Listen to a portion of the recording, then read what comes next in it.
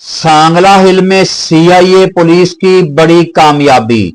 16 घंटे में संगीन वारदात का सुराग लगा लिया गया। जिला ननकाना साहब के इंचार्ज सीआईए फिरोज खान भट्टी और इनकी टीम के रुकन यासर गोनी और दीगर ने पेशा वाराना महारत का मुजाहरा करते हुए महज 16 घंटे के कलील वक्त में असल मुलजमान को ट्रेस करके वारदात का सुराग लगा लिया है।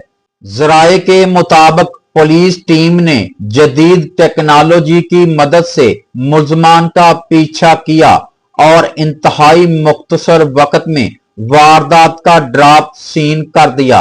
अवामी और समाजी हलकों ने सांगला हिल में अमनो अमान के क्याम के लिए सीआईए टीम की इस फौरी कार्रवाई को जबरदस्त खराजे तहसीन पेश किया है।